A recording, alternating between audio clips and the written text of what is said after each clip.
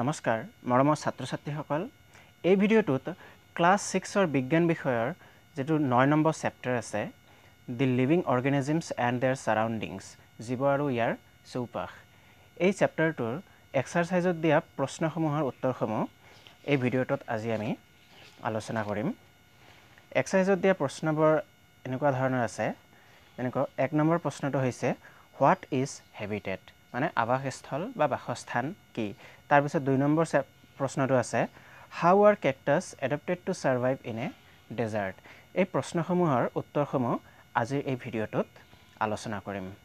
তেন্তে আহক ভিডিঅ'টো আৰম্ভ কৰোঁ দি লিভিং অৰ্গেনিজমছ এণ্ড देयर সাৰাউণ্ডিংছ এই চেপ্টাৰটোৰ এক্সাৰসাইজত দিয়া প্ৰথম প্ৰশ্নটো হৈছে হোৱাট ইজ এ হেবিটেট মানে বাসস্থান বা আৱাসস্থল কি ইয়াৰ উত্তৰটো হ'ব দি place where plants and animals live is called habitat মানে য'ত উদ্ভিদ আৰু প্ৰাণীসমূহ বাস কৰে সেই ঠাইখনকে আমি কি বুলি কওঁ হেবিটেট বা বাসস্থান বা আৱাসস্থল বুলি কওঁ দেন 2 নম্বৰ প্ৰশ্নটো কৈছে how is a cactus adapted to survive in a desert মৰুভূমিত কেকটাছসমূহ জীয়াই থকাৰ কাৰণে কেনেকুৱা ধৰণৰ এডাপ্টেশ্যন হৈছে বা অভিযোজন হৈছে ইয়াৰ উত্তৰ হ'ব the following adaptations are found in a cactus to survive in a desert এই তলত দিয়া এডাপ্টেশ্যনসমূহ আমি কেকটাছত দেখিবলৈ পাওঁ যিয়ে ইয়াক মৰুভূমিত জীয়াই থকাত সহায় কৰে ইয়াৰে 1 নম্বৰটো হৈছে the leaves are replaced by the spines to reduce the loss of water through transpiration কেকটাছত কি দেখা যায় পাতৰ ঠাইত কাইট হোৱা দেখা যায় স্পাইন হোৱা দেখা যায় যিয়ে ইয়াক ওয়াটাৰ লছ হোৱাৰ পৰা বাধা প্ৰদান কৰে through transpiration then 2 নম্বৰটো হৈছে photosynthesis is carried out by the stems গা গছৰ দ্বাৰা কি হয় photosynthesis মানে সালোক সংশ্লেষণ হয় then 3 নম্বৰটো হৈছে the stem is covered with a thick waxy layer which helps to retain water গা গছৰ ওপৰত কি থাকে এটা মম জাতীয় পদাৰ্থৰ এটা তৰপ থাকে waxy layer থাকে যিয়ে ইয়াক পানীখিনি ধৰি ৰখাত সহায় কৰে আৰু 4 নম্বৰটো হৈছে the roots of a cactus go very deep into the soil for absorbing water কেকটাছৰ শিপা কি হয় মাটিৰ বহু গভীৰতালৈ যায় আৰু পানী শোষণ কৰাত সহায় কৰে এই ক্যাৰেক্টাৰিষ্টিক্সবোৰে কেকটাছ এটাক মৰুভূমিত জীয়াই থকাত সহায় কৰে দেন 3 নম্বৰ প্ৰশ্নটো কৈছে ফিল আপ দি ব্ল্যাঙ্কস খালি ঠাই পূৰাব দিছে ইয়াৰে এ নম্বৰটো হৈছে the presence of specific features which enable a plant or an animal to live in a particular habitat is called dash মানে উদ্ভিদ আৰু প্ৰাণীসমূহৰ কিছুমান স্পেচিফিক ফিচাৰ থাকে স্পেচিফিক বৈশিষ্ট্য থাকে যিয়ে ইয়াক এটা পাৰ্টিকুলাৰ হেবিটেটত জীয়াই থকাত সহায় কৰে সেইটোক আমি কি বুলি কওঁ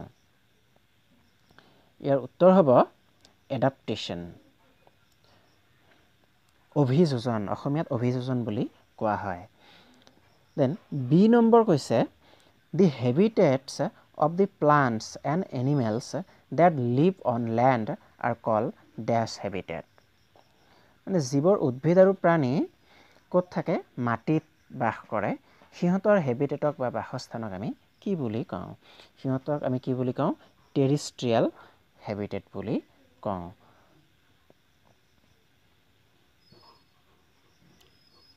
দেন সি নম্বৰটো আমাক কৈছে The habitats of plants and animals that live in water are called dash habitats মানে জীৱৰ প্ৰাণী আৰু উদ্ভিদ পানীত বাস কৰে সিহঁতৰ হেবিটেটক কি বুলি কোৱা হয় ইয়াৰ উত্তৰ হ'ব একুৱেটিক হেবিটেট কাৰণ ইহঁত পানীত থাকে দেন ডি নম্বৰ প্ৰশ্নটো কৈছে soil water and air are the dash factors of a habitat মানে মাটি পানী আৰু বায়ু এইবোৰ এটা বাসস্থানৰ কি ফেক্টৰ এইবোৰক আমি কওঁ আবায়টিক ফেক্টৰ মানে এইবোৰ অজৈব উপাদান হয় এটা হেবিটেটৰ। দেন ই নম্বৰটো কৈছে changes in our surroundings that make us respond to them are called dash. আমাৰ সাৰাউণ্ডিঙত আমাৰ পাৰিপাৰ্শ্বিকত কিছুমান চেঞ্জ হয় আৰু যিবোৰৰ প্ৰতি আমি কি জনাওঁ সঁহাৰি জনাওঁ ৰেছপণ্ড কৰোঁ এই চেঞ্জবোৰক আমি কি বুলি কওঁ এইবোৰক কোৱা হয় ষ্টিমুলি বা অসমীয়াত আমি কওঁ উদ্দীপনা। এই উদ্দীপনা বা ষ্টিমুলিৰ প্ৰতি আমি কি জনাওঁ সঁহাৰি জনাওঁ। দেন 4 নম্বৰ প্ৰশ্নটো কৈছে which of the things in the following list are non-living মানে তলত দিয়া কোনবোৰ বস্তু non-living বা নিৰ্জীৱ বস্তু হয় কি কি দিছে plough mushroom swing machine radio' boat water hyacinth and earthworm এই কেইটাৰ ভিতৰত কোন কেইটা নিৰ্জীৱ বস্তু হয় মানে জীৱন নাই তো ইয়াৰ উত্তৰ হ'ব প্লো সুইং মেচিন ৰেডিঅ' আৰু বট মানে নাঙল সুইং মেচিন ৰেডিঅ' আৰু বট এইকেইটাৰ ভিতৰত কি নাই প্ৰাণ নাই মানে এইকেইটা নিৰ্জীৱ বস্তু হয়। দেন 5 নম্বৰ প্ৰশ্নটো কৈছে give an example of a non-living thing which shows any two characteristics of actually ইয়াত কি হ'ব of living things হ'ব ইয়াত মিষ্টেক হৈছে অলপ ইয়াত হ'ব কি লিভিং থিংছ মানে আমাক এনেকুৱা এটা নন লিভিং মানে নিৰ্জীৱ বস্তুৰ উদাহৰণ দিব কৈছে যিয়ে কি লিভিং বস্তু মানে জীৱিত বস্তুৰ দুটা ক্যাৰেক্টাৰিষ্টিক্স শো কৰে ইয়াৰ উত্তৰটো হ'ব কাৰ গাড়ীখনটো নিৰ্জীৱ বস্তু কিন্তু ইয়ে লিভিং বস্তু এটাৰ দৰে কিছুমান ক্যাৰেক্টাৰ শো কৰে যেনেকুৱা ক্যাৰেক্টাৰসমূহ আমি তলত দি দিছোঁ 1 নম্বৰটো হ'ল it needs energy to do work গাড়ী এখনক কি লাগে এনাৰ্জি লাগে কাম কৰিবৰ কাৰণে যেনেকুৱা লিভিং বিইংবোৰ জীৱিত বস্তুবোৰ কাম কৰিবৰ বাবে কি লাগে এনাৰ্জিৰ দৰকাৰ শক্তিৰ দৰকাৰ ঠিক তেনে বা খাদ্যৰ দৰকাৰ ঠিক তেনেকৈ গাড়ী এখন কাম কৰাৰ কাৰণে কি লাগে এনাৰ্জি লাগে দেন নেক্সট হল it can move like living beings গাড়ীখন যেহেতু আমি স্টাৰ্ট কৰি এঠাইৰ পৰা আন ঠাইলৈ যাব পাৰোঁ যেনেকুৱা জীৱিত বস্তুবোৰ এঠাইৰ পৰা আন ঠাইলৈ যাব পাৰে ঠিক তেনেকুৱা সেই ক্ষেত্ৰত গাড়ীখনো কি এঠাইৰ পৰা আন ঠাইলৈ যাব পাৰে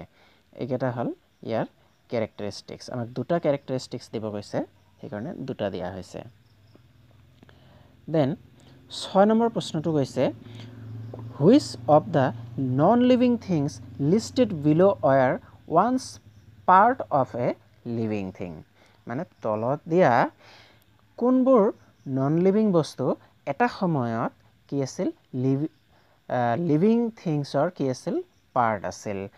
মানে জীৱিত বস্তুৰ অংগ আছিল কোনবোৰ বস্তু আমাক বস্তুবোৰ দিয়া আছে butter leather soil wool electric bulb cooking oil salt apple আৰু ৰাবাৰ এইকেইটা বস্তু দিয়া আছে এইকেইটাৰ কোন কেইটা বস্তু এটা সময়ত জীৱিত বস্তুৰ এটা পাৰ্ট আছিল ইয়াৰ উত্তৰটো হ'ব বাটাৰ লেদাৰ উল কুকিং অইল এপল আৰু ৰাবাৰ বাটাৰ মানে মাখনটো আমি জানো লিভিং বস্তুৰ পৰাই আহে দেন লেদাৰ এইটো লিভিং বস্তুৰ উলসমূহ বিভিন্ন যেনেকুৱা ভেড়াৰ হওক বা ছাগলীৰ নোমৰ পৰা বনোৱা হয় তো এইটো এটা সময়ত কি থাকে লিভিং বস্তুৰ এটা পাৰ্ট আছিল কুকিং অইল যিবোৰ ৰন্ধনত ব্যৱহাৰ কৰা অইল থাকে এপল আৰু ৰাবাৰ আমি জানো ৰাবাৰ গছৰ পৰা ৰাবাৰসমূহ প্ৰস্তুত কৰা হয় তো এইকেইটা বস্তু কি আছিল এটা সময়ত লিভিং বস্তুৰ পাৰ্ট আছিল দেন 7 নম্বৰ কোৱেশ্চনটো কৈছে list the common characteristics of the living things জীৱিত বস্তুৰ কিছুমান কমন কেৰেক্টাৰিষ্টিক্স আমাক কি দিছে লিখিব কৈছে জীৱিত বস্তুসমূহে কেনেকুৱা ধৰণৰ বৈশিষ্ট্য দেখুৱায় তো ইয়াৰ উত্তৰ হ'ব The common characteristics of living things are as follows. কি common characteristics দেখুৱায় living বস্তুবোৰে জীৱিত বস্তুবোৰে ইয়াৰে এক নম্বৰটো হৈছে they need food. জীৱিত বস্তুবোৰক কি লাগে খাদ্য লাগে then দুই নম্বৰটো হৈছে they respire. ইহঁতে উশাহ নিশাহ লয় জীৱিত বস্তুবোৰে কি কৰে উশাহ নিশাহ লয় then তিনি নম্বৰটো হৈছে they excrete. ইহঁতৰ এক্সক্ৰিশ্যন থাকে মানে ইহঁতে অলাগতিয়াল পদাৰ্থসমূহ কি কৰে বাহিৰ কৰি দিয়ে এক্সক্ৰিশ্যনক আমি কি বুলি কওঁ ৰেচন বুলি কওঁ অসমীয়াত দেন চাৰি নম্বৰটো হৈছে they respond to their environment. জীৱিত বস্তুবোৰে সিহঁতৰ এনভাইৰনমেণ্টৰ প্ৰতি সঁহাৰি জনায় এনভাইৰনমেণ্টত যদি কিবা পৰিৱৰ্তন হয় কিবা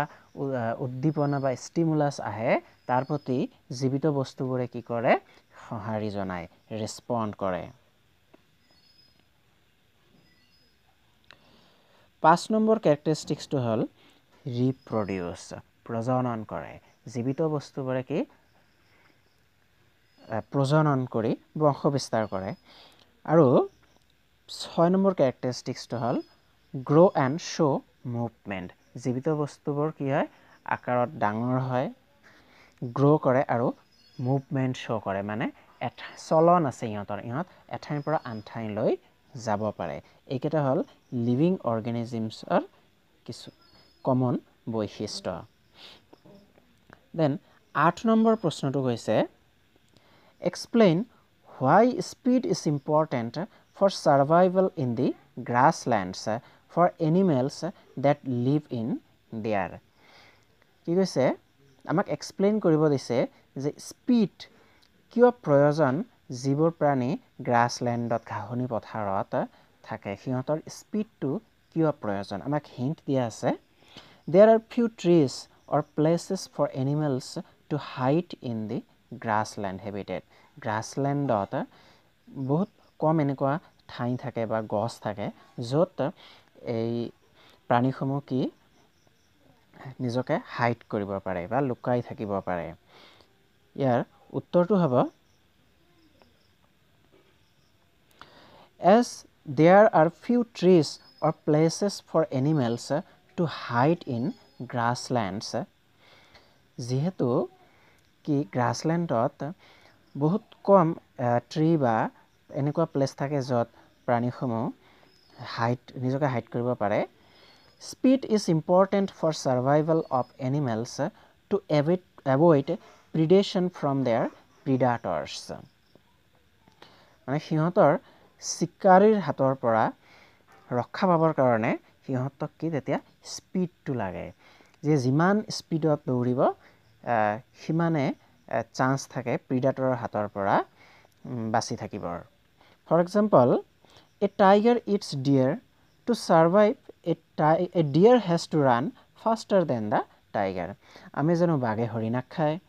তো এটা হৰিণা যদি গ্ৰাছলেণ্ডত জীয়াই থাকিব বিচাৰে তেতিয়াহ'লে ই কি কৰিব লাগিব ই বাঘতকৈ বেছি স্পীডত দৌৰিব লাগিব তেতিয়াহে ই জীয়াই থাকিব পাৰিব সেইকাৰণে গ্ৰাছলেণ্ড হেবিটেটত স্পীডটো বহুত ইম্পৰ্টেণ্ট তো এইখিনিয়ে আছিল থেংক ইউ আৰু ভিডিঅ'টো যদি ভাল লাগিছে তেন্তে ভিডিঅ'টো লাইক কৰিব আৰু চেনেলটো ছাবস্ক্ৰাইব কৰিব আৰু বেল আইকনটো প্ৰেছ কৰি দিব